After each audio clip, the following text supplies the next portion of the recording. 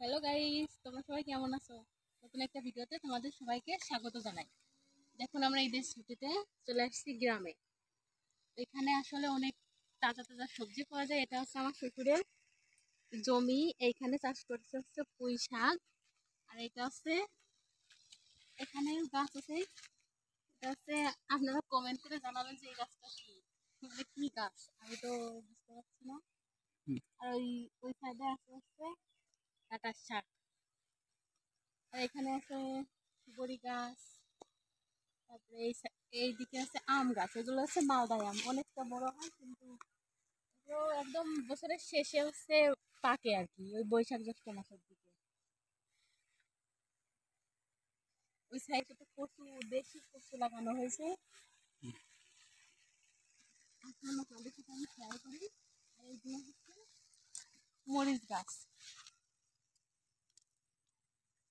কাঁচা মরিচ।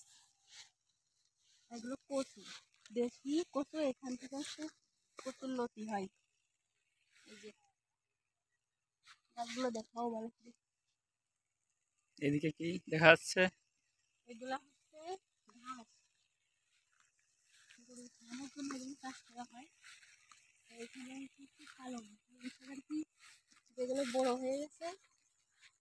বড় হয়ে যাওয়ার পর এরকম হয়েছে। এর থেকে আছে বেসন হয় পালনের। এর থেকে এইগুলা শুকাইয়ে পালনের বেসন বানানো হয়। হুম। এগুলো কি?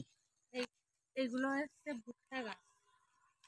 সবগুলো হচ্ছে আমার শ্বশুরের জায়গা, এখানে একটু চাষ করে। ভালো। এগুলো হচ্ছে ভুট্টা গাছ। ভুট্টা কি হয়েছে? ভুট্টার কেবল ফুল আসছে, এখনো ভুট্টাগুলো হয় না।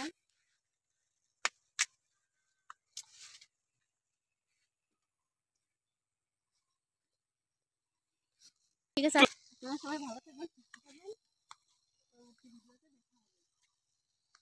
টাটা।